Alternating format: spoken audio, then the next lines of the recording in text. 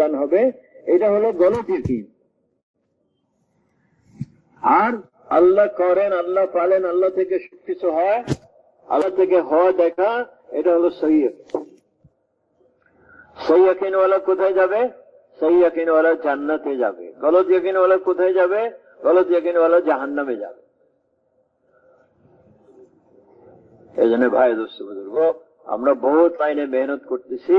আসল মেহনত হলো ইমান, আমল, আখলাক বানানো। ইমান বানানো, আমল ঠিক করা, আখলাক সুন্দর করা, এগুলো হলো আসল মেহনত, যেগুলো থেকে আজকে আমরা দূরে আছি। এই জন্য হযরত মাওলানা ইলিয়াস সাহেব রহমতুল্লাহ আলাইহি, আল্লাহ পাক ওনার কবর নূর দিয়ে ভরে দেন। ওনার ফিকির, ওনার মেহনত, ওনার চেষ্টা, আল্লাহ পাক আবার দুনিয়াতে দাওয়াতের কাজ চালু করছে। হ্যাঁ ভাই, দুইটা কাজ মাওলানা ইলিয়াস সাহেব করছে। এক হলো খুরুজ জিন্দা করছেন। খুরুজ মানে আল্লাহ রাস্তা বের হওয়া, এটা ছিল না, উনি প্রথম জামাত বাইর করছে। আর দ্বিতীয় হলো আমালে দাওয়াত জিন্দা করছে। আমালে দাওয়াত কোনটাকে বলে? দাওয়াত, তালিম, জিকির, ইবাদত, খিদমত, মাশওয়ারা, এগুলো হলো আমালে দাওয়াত। এই আমালে দাওয়াতও ছিল না। 13 বছর হুজুর সাল্লাল্লাহু আলাইহি ওয়াসাল্লাম সাহাবাদেরকে নিয়ে, সাহাবিয়াদেরকে নিয়ে এই আমলগুলোতে ব্যস্ত রাখছে। ফলে কি হয়েছে?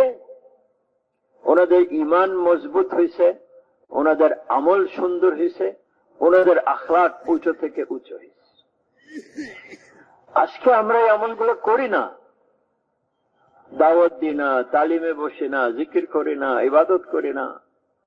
তো আমাদের ইমান, আমল, আখলাক কমতে কমতে কমতে আজকে এমন পর্যায়ে এসে গেছে যে আছে কিনা এটাও আল্লাহ পাক হুজুর সাল্লাল্লাহু আলাইহি সাল্লামকে দিয়ে সাহাবাদেরকে যে আমল করাইছেন, মাওলানা ইলিয়াস সাহেব ওই আমল আবার জিন্দা করছে, যে আমাদেরকে আল্লাহ রাস্তা বের হইতে হবে আর আমাদেরকে আমালে দাওয়াতে ব্যস্ত থাকতে হবে। আমালে দাওয়াত বলেন, আমালে হেদায়েত বলেন, আমালে নবুয়ত বলেন, আমালে মালায়েকা বলেন, নূরানি আমল বলেন, একই জিনিস। যে আমল করলে হেদায়েত আসে দিলের ভিতরে, আসলে হেদায়েত আনার কোন চিন্তা নাই, কোন চেষ্টা নাই, অথচ হেদায়েত সবচেয়ে দামি জিনিস। একটা লোক বহুত টাকা পয়সা আছে, বহুত গাড়ি বাড়ি আছে, সবাই তারে সালাম দেয়, কিন্তু মওতের সময় সে কালমা ছাড়া মরতেছে, তার যে আযাব আরম্ভ হবে কোনদিন শেষ হবে না। আর একটা লোক, তার কাছে কোনো এরকম টাকা পয়সা নাই, থাকার ঘরও নাই, কিন্তু সে কালমার উপরে মরতেছে, সে সোজা জান্নাতে যাবে। তো হেদায়েত হলো দামি জিনিস, আর হেদায়েত এত সস্তা না। ওয়াল্লাযীনা জাহাদু ফীনা লানাহদিয়ান্নাহুম সুবুলানা, যারা আমার রাস্তার উপরে মেহনত আর মুজাহিদা করবে, আমি তাদের জন্য হেদায়েতের দরজা খুলে দেব। যে যত মেহনত করবে সে তত হেদায়েত পাবে। সাহাবারা সবচেয়ে বেশি মেহনত করছেন, ওনারা সবচেয়ে বেশি হেদায়েত পাইছে। হ্যাঁ, এই জন্য ভাই দোস্ত, এই মেহনতের জন্য আমাদের ইজতেমা, বয়ান শোনার জন্য না। একটা কাজ বোঝানো হইতেছে, একটা দায়িত্ব বোঝানো হইতেছে, একটা মেহনত বোঝানো হইতেছে। এটার উপরে যারা উঠবে দেখা যাবে সে দুনিয়াতেও কামিয়াব, আখিরাতেও কামিয়াব। হ্যাঁ ভাই, সবচেয়ে বেশি কোরবানি করছেন হযরত আবু বকর রাদিয়াল্লাহু আনহু।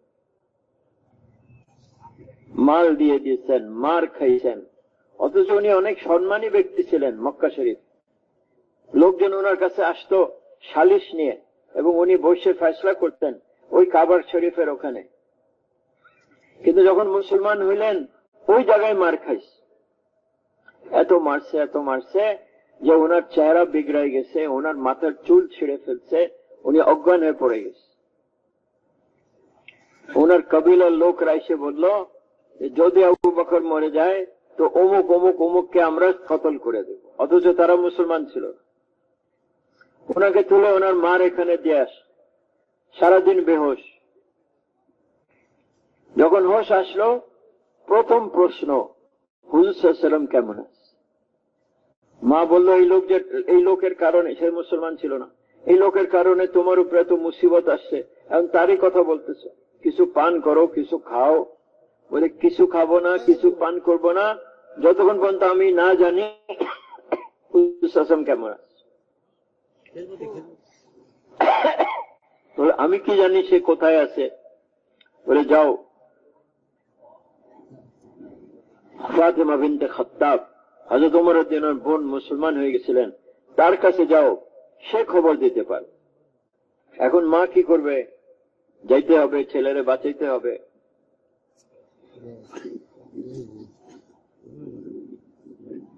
যখন গিয়ে বলল, ওনার মা গিয়ে বললেন, হুজুর হযরত মুহাম্মদ সাল্লাল্লাহু আলাইহি ওয়াসাল্লাম কেমন আছেন? বলে আমি কি জানি কোন মোহাম্মদ, কোন আবু বকর। কেন ওই সময় যারা মুসলমান হইতো তাদের ইসলাম তারা গোপন রাখত, কেন কুরাইশরা জানলে তাদের উপরে অত্যাচার করত। বলে আচ্ছা ঠিক আছে, দেখি তোমার ছেলেকে, দেখি তার উপরে এরকম মুসিবত আসছে। তো যখন তার মা ফাতেমা বিনতে খাত্তাবকে নিয়ে ঘরে ঢুকলো, হযরত আবু বকর আবার জিজ্ঞেস করলেন, হুজুর সাল্লাল্লাহু আলাইহি ওয়াসাল্লাম কেমন আছে? তো তার মার দিকে দেখাইতেছে। বলে না মা, কিছু বলবে না, আমাকে বলো। বলে উনি ভালো আছে। কোথায় আছেন? তার আরকাম বিন আরকাম, এক সাহাবীর ঘরে আছে। বলেন আমি কিছু খাবো না, কিছু পান করবো না, যতক্ষণ আমি হুজুর সাল্লাল্লাহু আলাইহি ওয়াসাল্লামকে নিজের চোখে না দেখি। তো এখন যখন রাত হয়ে গেছে, দুইজন ওনারে ধরে হুজুর সাল্লাল্লাহু আলাইহি ওয়াসাল্লামের কাছে নিয়ে গেল। হযরত আবু বকরের অবস্থা দেখে সাহাবাদের কান্না এসে গেল, হুজুর সাল্লাল্লাহু আলাইহি ওয়াসাল্লামের চোখে পানি এসে গেল। এবং হুজুর সাল্লাল্লাহু আলাইহি ওয়াসাল্লামকে হযরত আবু বকর প্রথম যেটা কথা বললেন, ইয়া রাসূলুল্লাহ, আমার মা মুসলমান হন নাই, আপনি তার জন্য দোয়া করেন, তাকে দাওয়াত দেন। হুজুর সাল্লাল্লাহু আলাইহি ওয়াসাল্লাম তার জন্য দোয়াও করলেন, দাওয়াতও দিলেন। হযরত আবু বকরের মা মুসলমান হয়ে গেল। তো প্রথম যারা মুসলমান হইতেন ওনাদের এই ফিকির ছিল যে আরেকজনকে জাহান্নাম থেকে বাঁচাই।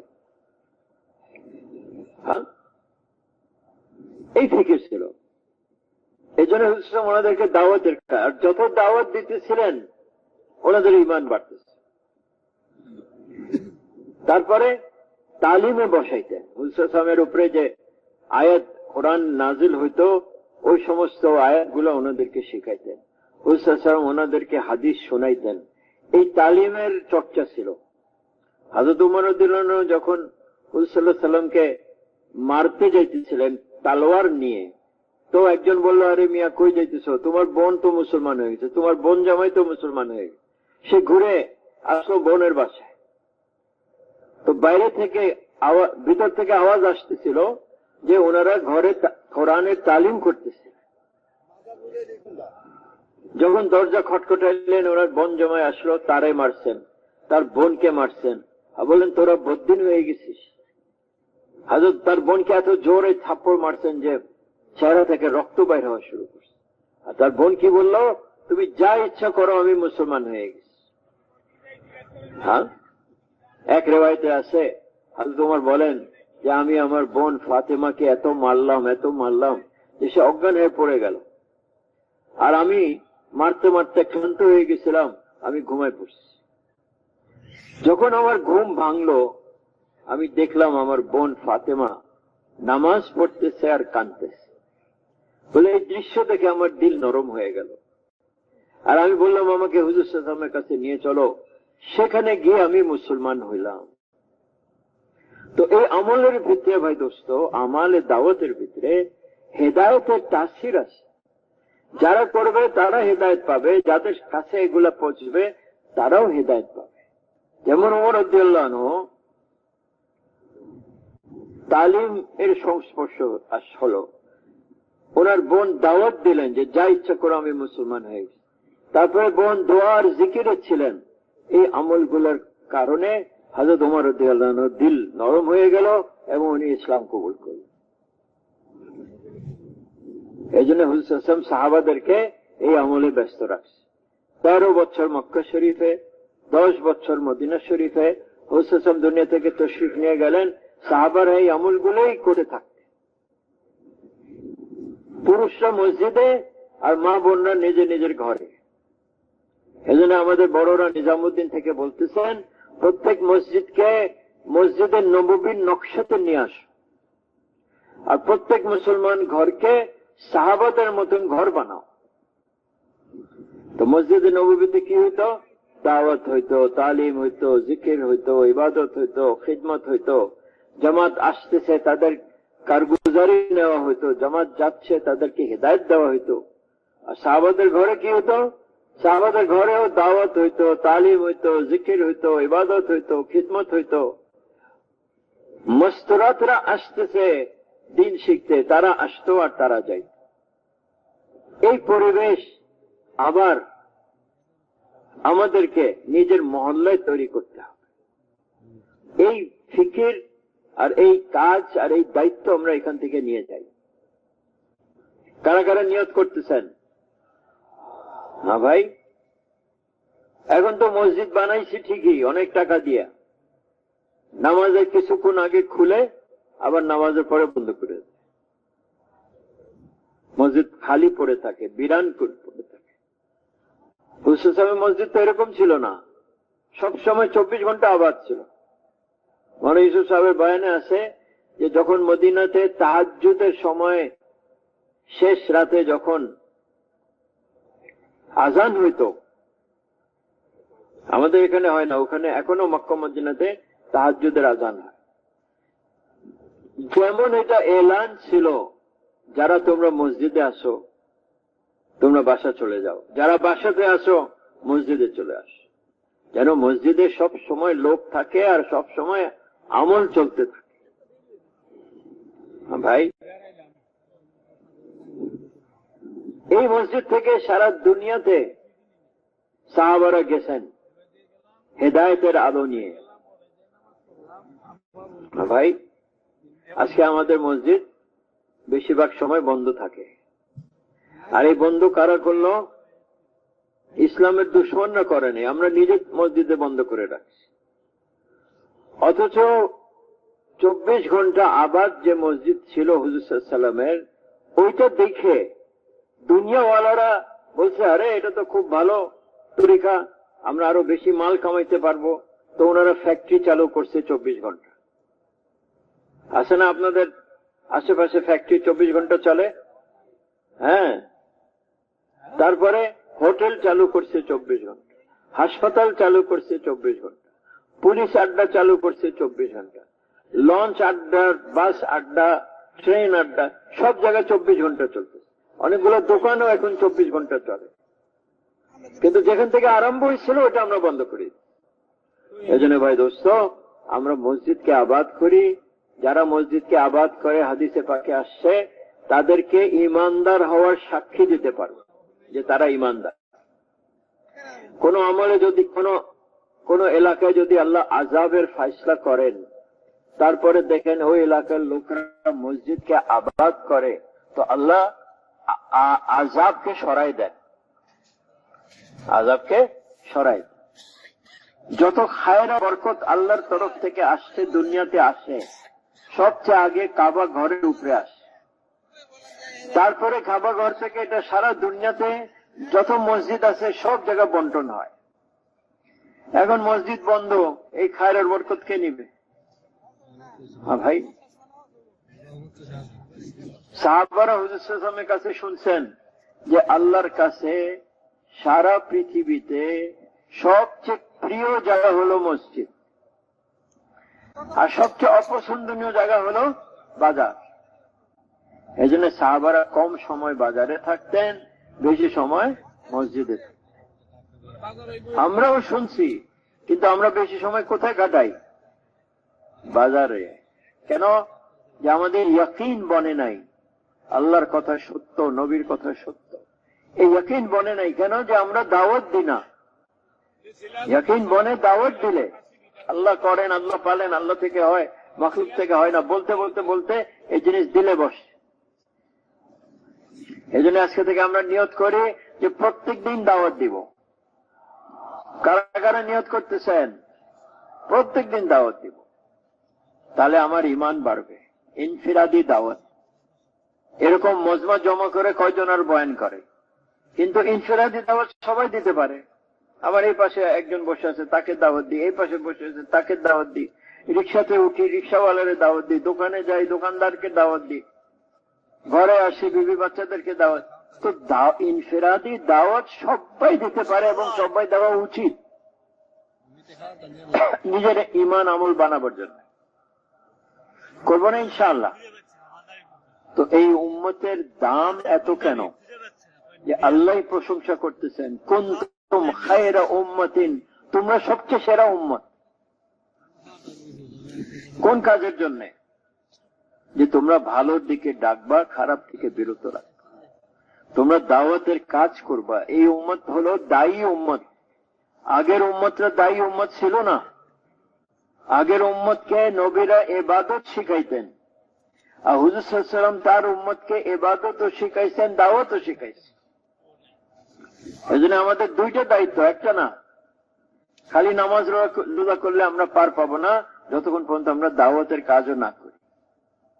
এই জন্য দেখেন সাহাবারা, ওনারা যখন হুজুর সাল্লাল্লাহু আলাইহি ওয়াসাল্লামের কাছে দায়িত্ব পাইলেন যে তোমরা যারা এখানে উপস্থিত আছো, যারা নাই তাদের কাছে পৌঁছাই দাও, তো ওনারা আর মক্কা মদিনায় বসে থাকতে পারেন নাই।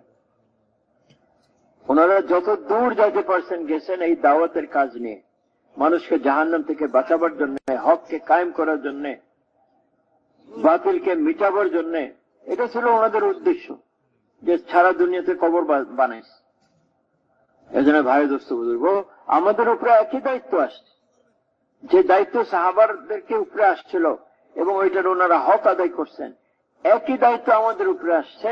কিন্তু আফসোস যে আমরা এই দায়িত্ব জানি না, ভুলে গেছি। হ্যাঁ, শতকরা কয়জন লোক আল্লাহ রাস্তা বাইর হয়? শতকরা কয়জন মসজিদকে আবাদ করে? নাই বলতে গেলে। এই জন্য ভাই দোস্ত বুজুর্গ, আমরা নিয়ত করি সবাই যে আগের মতন আমরা চলবো না। হ্যাঁ, আমাকে মরতে হবে। হুজুর বলছেন এর জন্য তৈরি করো। তৈরি কি? ঈমান বানান, আমল বানান, আখলাক বানান, তাহলে আল্লাহ আমাকে কবুল করবেন। হ্যাঁ ভাই, তো এটা একটা মেহনত আল্লাহ পাক আবার দুনিয়াতে চালু করছেন। হিন্দুস্তানে 100 বছর আগে চালু হয়েছে, আর ওখান থেকে চলতে চলতে এখন সারা দুনিয়াতে পৌঁছে গেছে। হ্যাঁ ভাই, কিছুদিন আগে আমরা অস্ট্রেলিয়া গেলাম, দুনিয়ার এক প্রান্তে। ওখানে তাবলীগ হইতেছে, তালিম হইতেছে, গাছ হইতেছে। আরেকবার আমরা ওইদিকে গেছি ওয়েস্ট ইন্ডিজে, ওই পারে, ওই প্রান্তে একদম পশ্চিমে, ওখানেও তালিম হইতেছে, গাছ। তো সারা দুনিয়াতে আল্লাহ এই কাজ পৌঁছাই দিচ্ছেন, কিন্তু ভাই দোস্ত পরিমাণ অনেক কম। যারা করতেছে এই কাজ খুব কম। আর এই কাজ প্রত্যেক মুসলমানের দায়িত্ব, প্রত্যেক মুসলমানের পুরুষ, প্রত্যেক মুসলমানের মেয়ে লোক, এদের দায়িত্ব হলো দাওয়াতের কাজ করা। সাহাবারাও দাওয়াত দিতেন, সাহাবিয়ারাও দাওয়াত। সাহাবারা দিনের জন্য কষ্ট করতেন, সাহাবিয়ারাও দিনের জন্য কষ্ট। বরঞ্চ সবচেয়ে প্রথম জান দিছেন দিনের জন্য একজন মেয়ে লোক, হযরত সুমাইয়া রাদিয়াল্লাহু আনহা। আর সবচেয়ে প্রথম মাল দিছেন দিনের কাজের জন্য একজন মেয়ে লোক, হযরত খাদিজা রাদিয়াল্লাহু আনহা। তো পুরুষরা মেয়েরা মিলিত ভাবে মেহনত করছেন আর দুনিয়াতে দিন চমকাইছে। হযরত উম্মে হারাম রাদিয়াল্লাহু আনহা ওনার বাসায় যাইতেন, আরাম করতেন। একবার হুজুর ঘুম থেকে উঠলেন আর মুস্কি হাসি দিতেছিলেন। হযরত উম্মে হারাম বলেন, ইয়া রাসূলুল্লাহ, আপনি কেন হাসতেছেন? বলে, আমি স্বপ্ন দেখলাম আমার উম্মতের কিছু লোকজন পানিতে, পানির জাহাজে বসে বাদশাদের মতন বসে আছে আর তারা সফর করতেছে। বলে, ইয়া রাসূলুল্লাহ, আপনি দোয়া করেন আমি তাদের সাথে হই। তো হুজুর দোয়া করছে। আবার হুজুর আরাম করছেন, আবার উঠছেন, আবার হাসি দিচ্ছেন, আবার প্রশ্ন করলেন, আবার একই উত্তর দিলেন। হযরত উম্মে হারাম বলেন, ইয়া রাসূলুল্লাহ, দ্বিতীয় জাহাজ আমি থাকি, এটার জন্য আপনি দোয়া করেন। হুজুর, না, তুমি প্রথম জাহাজ। তো দেখা গেল মুআবিয়া রাদিয়াল্লাহু আনহুর সময় যখন মুসলমানদের লস্কর সাইপ্রাস দ্বীপ পেয়ে গেছে, সেটা হলো গ্রিসের পাশে, ইউরোপের ওখানে। ওই সময় উম্মে হারাম রাদিয়াল্লাহু তার স্বামীর সাথে গেছিলেন, ওখানে উনি শহীদ হয়েছেন। এখনো ওনার কবর ওখানে আছে। কোথায় মদিনা আর কোথায় সাইপ্রাস দ্বীপ। তো মেয়েদের ভিতরে ফিকির ছিল যে আমরা দ্বীনের জন্য আমরা মেহনত করব, আমরা সফর করব, আমরা কোরবানি করব। বুড়াদের ছিল, জওয়ানদের ছিল। এক এক সাহাবী আল্লাহর রাস্তা বাইরে। এবং আমরা তো বলি আমি 40 দিনের জন্য যাচ্ছি, 4 মাসের জন্য যাচ্ছি, আর দিন গুনতে থাকি যে কয়দিন বাকি আছে বাড়ি যাব। আর ওনারা কি বলতেন, আল্লাহ রাস্তা যাচ্ছি, যদি হায়াত থাকে তো দেখা হবে, আর যদি শহীদ হয়ে যায় তো তোমার সাথে আমার জান্নাতে দেখা। হ্যাঁ, এই যে একটা পরিবেশ ছিল। একজন লোক ইন্তেকাল করতেছে, তার মেয়ে কাঁদতেছে, তো সবাই তাকে সান্ত্বনা দিল মেয়েকে, আরে কেন কাঁদতেছো, তোমার আব্বা তো অনেক নেক লোক ছিল, তোমার আব্বা কত দিনের কাজ করছে এবং আল্লাহর কাছে যাইতেছে, এখানকার চেয়ে ভালো জায়গায় যাইতেছে। তো মেয়ে বলল, আমি তো এর জন্য কাঁদতেছি না যে আমার আব্বা ইন্তেকাল করতেছে, আমি তো কাঁদতেছি যে আমার আব্বা ঘরে ইন্তেকাল করছে, আর পাড়ার মেয়েরা আমার টিটকারি দিবে যে আমাদের আব্বা আল্লাহর রাস্তা মরছে, তোর আব্বা ঘরে মরছে। একটা পরিবেশ ছিল। হযরত খালিদ বিন ওয়ালিদ রাদিয়াল্লাহু আনহু উনি ইন্তেকালের সময় কাঁদতেছিলেন। তো ওনার এক বন্ধু আসলো, কেন কাঁদতেছো? বলে, দেখো আমি খালিদ, আমি 100-র বেশি জিহাদে অংশগ্রহণ করছি, আর প্রত্যেকবার আমার নিয়ত ছিল যে আমি শহীদ হব, কিন্তু আমি শহীদ হতে পারি নাই। আজকে আমি মেয়েদের মতন ঘরে মরতেছি। তুমি আমার হাত থেকে কাপড় সরায় দেখো, 1 বিঘা জায়গা পাবো না যেখানে তালোয়ার আর তীরের আঘাত নাই। তুমি আমার বুক থেকে কাপড় সরায় দেখো, 1 বিঘা জায়গা পাবো না যেখানে তীর আর তালোয়ারের আঘাত নাই। তুমি আমার পা থেকে কাপড় সরায় দেখো, 1 বিঘা জায়গা পাবো না যেখানে তীর আর তালোয়ারের আঘাত নাই। আর আজকে আমি খালিদ ঘরে মেয়েদের মতন মরছি। তো ওনার বন্ধু ওনারে সান্ত্বনা দিল, যে আরে খালিদ, তুমি তো ঘরে মরতে পারতা না। কেন? বলে, হুজুর সাল্লাল্লাহু আলাইহি ওয়াসাল্লাম তোমাকে সাইফুল্লাহ বলে ডাকছিল না? সাইফুল্লাহ মানে আল্লাহর তালোয়ারি। তো আল্লাহর তালোয়ার কি ভাঙতে পারে? এর জন্য তোমার জিহাদের ময়দানে তুমি শহীদ হতে পারো না। এই সান্ত্বনা আনেন। তোরা যখন ইন্তেকাল হলো হযরত খালিদ রাদিয়াল্লাহু আনহু শাম দেশে হিমস শহরে, যখন মদিনাতে খবর আসলো, তো মদিনারা ওনার কবিলার মেয়েরা, ওনার কবিলার নাম ছিল বনি মখজুম, বনি মখজুমের মেয়েরা এত কানলো, কানতে কানতে রাস্তার উপরে চলে আসে। খালিদ রাদিয়াল্লাহু আনহুর মওতের খবর পায়। হযরত ওমর রাদিয়াল্লাহু আনহু বললেন, এটা কিসের শব্দ হইতেছে? বলে, খালিদ রাদিয়াল্লাহু আনহু ইন্তেকাল করছেন, ওনার কবিলার মেয়েরা কাঁদতেছে। আর ওমর রাদিয়াল্লাহু আনহু হুকুম ছিল যে কেউ মরলে মেয়েরা জোরে জোরে ডাক দিয়ে কাঁদতে পারবে না। কাউকে যদি উনি পাইতেন তো উনি ওনার চাবুক নিয়ে খবর নিতেন। তো এত যখন বেশি শহর হইতেছিল, উনি গেলে ওনার হাতে চাবুক নিলেন, দরজা পর্যন্ত গেলেন, ওখানে বসে গেলেন, আর নিজেরে বলতে লাগলেন, খালিদ কোনো সাধারণ লোক ছিল না, খালিদ কোনো সাধারণ লোক ছিল না, যাও বনি মখজুমের মেয়েদেরকে কাঁদতে দাও। পাশের ঘর থেকে একজন মেয়ে লোকের কান্নার আওয়াজ শুনলেন। কে কাঁদতেছে? বলে, হাফসা রাদিয়াল্লাহু আনহা কাঁদতেছেন, হুজুর সাল্লাল্লাহু আলাইহি ওয়াসাল্লামের বিবি আর আপনার মেয়ে। তো ভাই ও দোস্ত বুজুর্গ, সাহাবারা আল্লাহর রাস্তা এত পছন্দ করতেন আর জান দিতে তৈরি থাকতেন। আর আজকে আমরা 40 দিনের জন্য বাইরে যেতে পারতেছি না, 4 মাসের জন্য বাইরে যেতে পারতেছি। টাকা আসে, তারপরে আমি বিদেশে যাই না এই দাওয়াতের কাজের জন্য। ভাই কি জবাব দেব আল্লাহরে? হযরত আইয়ুব আনসারী রাদিয়াল্লাহু আনহু বয়স হয়ে গেছে 80 উপরে। বয়স কত হয়েছে? 80 উপরে। অসুস্থ। ওনার কানে আওয়াজ গেল, নিকলো আল্লাহকে রাস্তে মে, বের হো আল্লাহর রাস্তায়। তো উনি উঠে বসে গেলেন, আমিও যাব।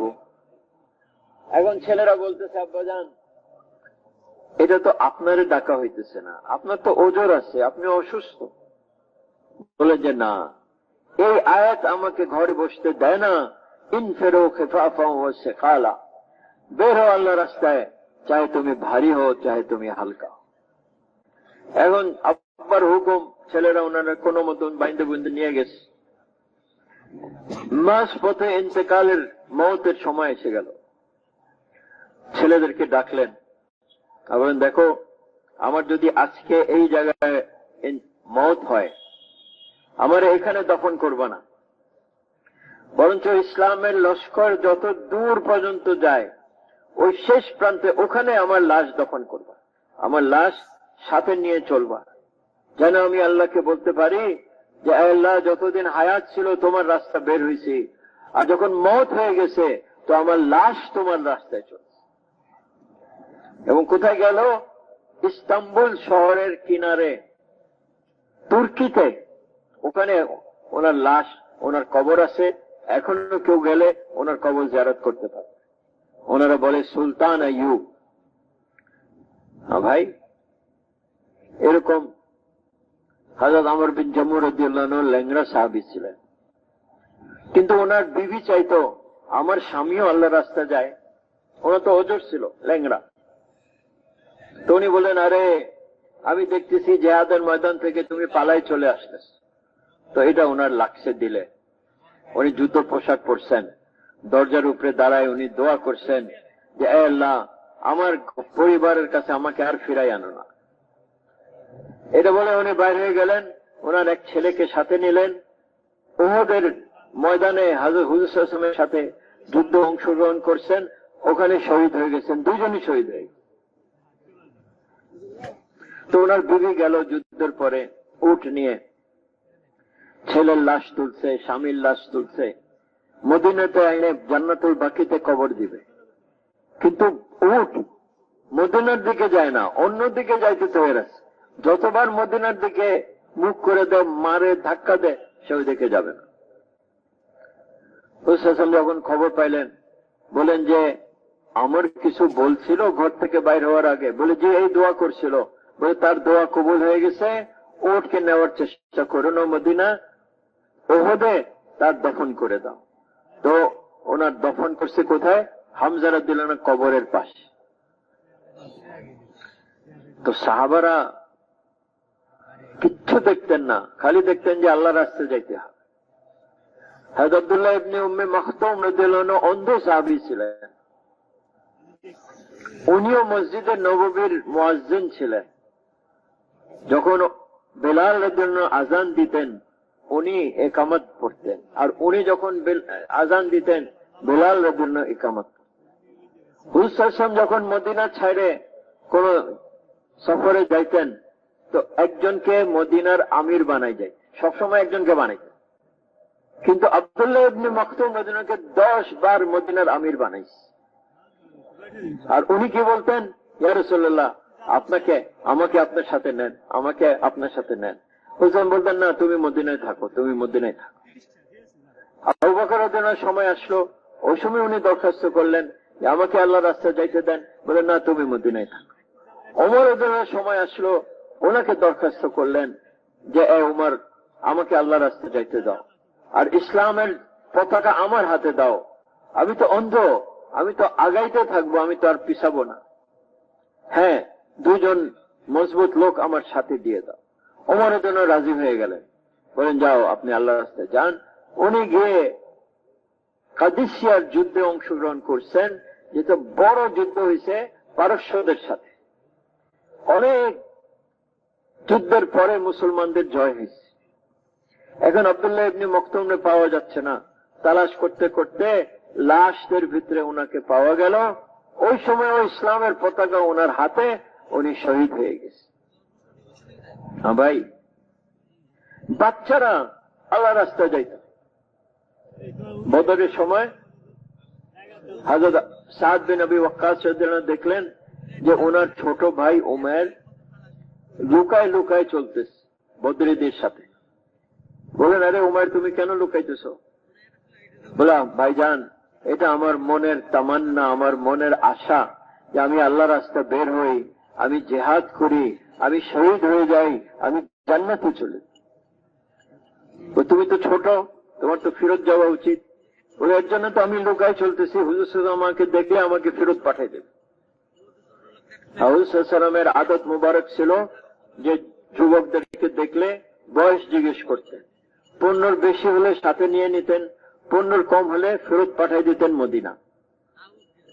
তো বোঝা গেল এনার বয়স 15 চেয়ে কম ছিল। হুজুর সাল্লাল্লাহু আলাইহি ওয়াসাল্লাম ঠিকই দেখে ফেলছেন আর বলেন, উমাইর তুমি ছোট, তুমি ফেরত যাও। ওই কাঁদতে শুরু করলেন। কেন কাঁদতেছো? বলে ইয়া রাসূলুল্লাহ, আমার মনের আশা যে আমি আল্লাহর রাস্তায় যাই, আমি জিহাদ করি, আমি শহীদ হয়ে যাই, আমি জান্নাতে চলে যাই। হুজুর সাল্লাল্লাহু আলাইহি ওয়াসাল্লাম তার আগ্রহ দেখে বলে, আচ্ছা চলো আমাদের সাথে। তাকে সাথে নিয়ে নেন। বদরের যুদ্ধ হয়েছে, আপনারা জানেন। 70 জন মুশরিক কতল হয়েছে, 70 জন বন্দী হয়েছে, 14 জন সাহাবা শহীদ হয়েছেন। তাদের ভিতরে একজন উমাইর বিন আবি ওয়াক্কাস রাদিয়াল্লাহু আনহু। হ্যাঁ, ছোট বাচ্চা জান দিয়ে দিছে দিনের খাতিরে। এরকম মেয়েরাও আল্লাহ রাস্তা যাইত।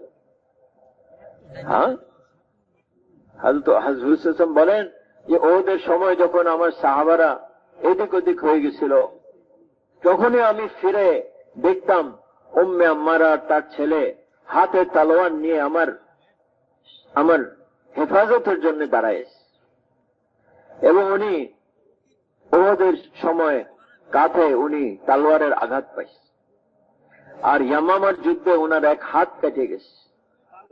ওনার এক ছেলে ছিল হাবিব রাদিয়াল্লাহু আনহু, তাকে মুসাইলামা ধরল। মুসাইলামাকে যে মিথ্যা নবী দাবি করছিল, বলল যে বলো তোমার নবীকে। বলে আমার নবী হযরত মুহাম্মদ সাল্লাল্লাহু আলাইহি ওয়াসাল্লাম। বলে আর আমি? তুই তো মুসাইলামা কাজ্জাব। কাজ্জাব মানে মিথ্যুক। বলে আচ্ছা, তার এক হাত কাটিয়ে দিস। এখন বলে তোমার নবীকে। বলে আমার নবী হযরত মুহাম্মদ সাল্লাল্লাহু আলাইহি ওয়াসাল্লাম। আর আমি? তুই তো মুসাইলামা কাজ্জাব, আরেক হাত কাটিয়ে দিস। আবার জিজ্ঞেস করে, যতবার জিজ্ঞেস করে একই উত্তর। আর তারপরে এক এক শরীরের এক এক অংশ কাটতে থাকে। টুকরা টুকরা হয়ে গেছেন, কিন্তু দিন ছাড়েন নাই, ইসলাম ছাড়েন নাই। ওনার মা উম্মে আম্মারা যখন খবর পাইলেন, উনি আল্লাহর শুকর আদায় করলেন যে আমার ছেলে হাবিব ইমানের উপরে মরছে। আরেক রায়ত আছে বলছে, আমি যে আমার ছেলেকে যে ছোটকালে বুকের দুধ খাওয়াইছিলাম, আজকের দিন এটা সার্থক হয়েছে। এরকম বাহাদুর মেয়ে ছিলেন। একবার অনেক মালে গনিমতে মেয়ে লোকের সুন্দর দামি পোশাক আসে ওমর রাদিয়াল্লাহু আনহুর সময়। সবাই ওনাকে পরামর্শ দিল, আমিরুল মুমিনিন, এই পোশাক আপনার বৌমারে দিয়ে দেন। উনি বলেন যে না, আমি এমন এক মেয়ে লোক ছিলি মদিনাতে যে বেশি হক রাখে এই পোশাকের। পাঠাই দিলেন উম্মে আম্মারা রাদিয়াল্লাহু আনহা বাসায়। তো পুরুষরা মেহনত করতো, মা বোনরা মেহনত করতো, বাচ্চারা মেহনত করত। আল্লাহ রাস্তা বাইর হওয়া এটা একটা আম জিনিস ছিল, এবং সবাই চাইতো কে বেশি আল্লাহ রাস্তা, কে বেশি কোরবানি দিবে, কে জান কে বেশি খরচ করবে, যে মাল বেশি খরচ করবে। তাবুকের সময় যখন হুজুর সাল্লাল্লাহু আলাইহি ওয়াসাল্লাম সবাইকে বললেন যার যা আছে নিয়ে আসো, তো ওমর রাদিয়াল্লাহু আনহু বলতেছিলেন যে এইবার আমি আবু বকরের আগে যাইতে পারবো, কেন আমার কাছে বেশি মাল আছে। মনে মনে ভাবতেছে।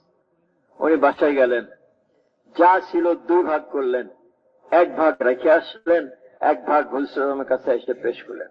হুজুর সাল্লাল্লাহু আলাইহি ওয়াসাল্লাম বলেন, কি আনছো ওমর? বলেন যা ছিল অর্ধেক রেখে আসছে, অর্ধেক নিয়ে আসছে। আচ্ছা বস। কিছুক্ষণ পরে আবু বকরের জন্য অল্প কিছু নিয়ে আসলেন। বলে কি আনছো আবু বকর? বলে ইয়া রাসূলুল্লাহ, যা ছিল সব নিয়ে আসছে। বলেন তোমার ঘরের জন্য? বলে ঘরের জন্য আল্লাহ রাসূলের নাম ছেড়ে আসছে। ভাই, এক সাহাবী গরিব ছিলেন, ওনার কাছে কিছুই ছিল না দেওয়ার মতন। সারা রাত মজদুরি করছেন আর কিছু খেজুর পাইছেন, সে খেজুর আনে হুজুর সাল্লাল্লাহু আলাইহি ওয়াসাল্লামকে দিয়েছেন। ইয়া রাসূলুল্লাহ, আমি গরিব, আমি সারা রাত মেহনত করে খেজুর আনতে পারছি। হুজুর সাল্লাল্লাহু আলাইহি ওয়াসাল্লাম বলছেন, ওই যে মাল অনেক রাখা ছিল, বলে এর খেজুরকে সমস্ত মালের উপরে ছড়াই দাও। তো সাহাবারা জান লাগাইতেন, মাল লাগাইতেন। হযরত ওই তাবুকের সময় হযরত উসমান রাদিয়াল্লাহু আনহু ওনার 3 ভাগের 1 ভাগ মাল তাবুকের জন্য খরচ করছে। হ্যাঁ ভাই, রাসূল বলছেন ওসমান যদি এরপরে আর কোন নেক আমল করতো না, এই আমল করে যথেষ্ট ছিল তার জান্নাতে পৌঁছার। এজন্য ভাই দোস্ত বুঝব, আজকে আমরা জান মনে করি আমার, আর মাল মনে করি আমার। এজন্য আমি যেখানে ইচ্ছা লাগাই, যেখানে ইচ্ছা আমি সময় দিতেছি, যেখানে ইচ্ছা মাল খরচ করি। কিন্তু আসল কি? আসল হলো এই মাল আমার না, এই জান আমার না। কে দিছে? আল্লাহ দিছেন। এটা আমাদের পরীক্ষা হচ্ছে। আমার বান্দা বান্দি জান আর মাল কোথায় লাগায়? হুসেন যেখানে লাগাইছেন, সাহাবারা যেখানে লাগাইছেন, তাহলে তো ওনাদের সাথে আমার হাসর হবে, সাহাবাদের সাথে, নবীদের সাথে। আর যদি আমার জান আর মাল ইহুদ নাসারারা যেখানে লাগাইতেছে, ওটা যদি আমি অনুসরণ করি, তো আল্লাহ মাফ ফরমান, তাদের সাথে হাসর হবে। এর জন্য ভাই দোস্ত, একটা সিদ্ধান্ত নেওয়া, আমি কিভাবে চলবো, আমার মাল কোথায় লাগাবো, আমার জান কোথায় লাগাবো, এটা ঠিক না করে আমি যেমন ইচ্ছা চলতেছি। মত যে কোনো সময় আসবে, কেউ আমাকে বাঁচাবে না, কবরে কেউ আমাকে সাহায্য করবে না, হাসরের মাঠে কেউ আমাকে সাহায্য করবে।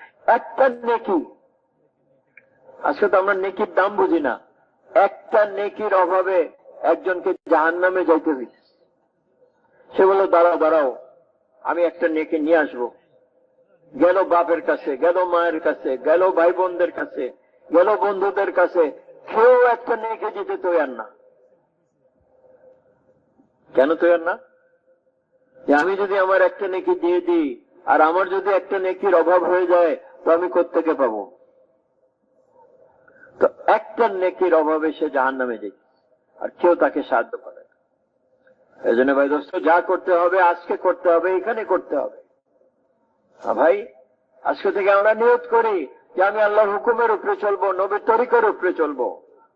আসে নিয়ত, এবং আল্লাহ সাহায্য চাই। আর এই আল্লাহর হুকুম মানা, নবীর তরিকার উপরে চলার যোগ্যতা হাসিল করতে হবে। আর এটা হলো এই দাওয়াতের কাজ। হ্যাঁ ভাই, এই জন্য দেখতে হবে সাহাবারা কোথায় জান লাগাইছেন, কোথায় মাল লাগাইছেন, ওনারা কিভাবে রাত কাটাইছেন, ওনারা কিভাবে দিন কাটাইছেন। যখন মুসলমানের লস্কর আরবের বাইরে চলে গেল, আর যেদিকে যাইতেছে ওইদিকে জয় হইতেছে, তো খ্রিস্টানরা তাদের পাদ্রীদের কাছে গেছে, বলে এই আরব দেশ লোকরা না আছে তাদের কাছে অস্ত্র আমাদের মতন, না আছে শাস্ত্র আমাদের মতন, না আছে সাওয়ারি, ঘোড়া, উট, হাতি, না এগুলো কিছুই আছে, কিন্তু তারা যেদিকে যায় তাদের জয় হয়, কি ব্যাপার? তো পাদ্রীরা বলল, একটা কাজ করো, তাদের ভিতরে তোমরা গুপ্তচর পাঠাও, দেখো তারা কি করে। তারা গুপ্তচর পাঠাইছে। তারা যখন 2-1 দিন পরে ফিরে আসলো, সবাই ধরছে, কি দেখলা? বললে এরা তো আজীব লোক, দিনের বেলা ঘোড়ার পিঠের উপরে উঠে তারা দিনের জন্য জিহাদ করে, আর রাত্রে বেলা মুসল্লার পিঠের উপরে বসে তাদের রবকে কাছে কান্নাকাটি করে। এবং তারা এরকম ন্যায়পরায়ণ যে তাদের আমিরের ছেলে যদি চুরি করে, তার হাতও তারা কেটে দেয়। আর তাদের দিল এত নরম যে ইহুদ নাসারার বিধবাদের, ইয়েতিমদের তারা খোঁজ খবর নেয়। তো পাদ্রীরা বলল, এদের সাথে তোমরা পারবা না। কেন পারবো না? বলে এদের সাথে উপরওয়ালার সাহায্য আছে। তাহলে কি করতে হবে? বলে এদেরকে আল্লাহর হুকুম থেকে সরাও, নবীর তরিকা থেকে সরাও। তো সাহাবাদের উপরে চেষ্টা করলো, পারলো না। তাবেঈনদের উপরে চেষ্টা করলো, পারলো না। তাবেঈনদের উপরে চেষ্টা করলো, পারলো না। পরে যারা আসলো, আয়েশ আরামের জিন্দগি, ভালো খানা, ভালো পোশাক, ভালো বাড়ি, ভালো সাওয়ারি, এটা নিয়ে ঘুরতেছে। দাওয়াত বন্ধ হয়ে গেছে, গেল জিজিয়া কর নিতে। তো যারা আগে জিজিয়া কর দিত তাদের দিকে তাকায় বলে, তোমাদেরকে জিজিয়া দিব না। কেন? আমাদের বাপদাদারই দিছ? বলে হ্যাঁ, ওনাদেরকে আনো যাদের চোখের দিকে তাকালে আমাদের দিলে ভয়ে সৃষ্টি হইতো, তাদেরকে দিব জিজিয়া, তোমাদের সাথে করব যুদ্ধ। তার মানে ভাই কি হলো? মাঝখানে আমরা কিছু হারাই ফেলছি, ওই ইমান হারাই ফেলছি, ওই আমল হারাই ফেলছি, ওই আখলাক হারাই ফেলছি, ওই তাওয়াক্কুল হারাই ফেলছি, ওই তাকওয়া হারাই ফেলছি। যার জন্য এক সময় ছিল যে ইসলাম গালিব ছিল আর বদ্দিনী বাতিল মগলুব ছিল। আজকে আমাদেরকে স্বীকার করতে হইতেছে যে আজকে বাতিল মগলুব হয়ে গেছে, আমরা বাতিল গালিব হয়ে গেছে, আমরা মগলুব হয়ে গেছি। এই জন্য ভাই দোস্ত, আল্লাহ এক মেহনত দিয়েছেন, এই মেহনতকে যারা করবে আস্তে আস্তে আস্তে ইমান আমল আখলাক আবার বনবে, আর আস্তে আস্তে আস্তে আবার ভাই দোস্ত বাতিল হকের নিচে আসবে। তো এর আছে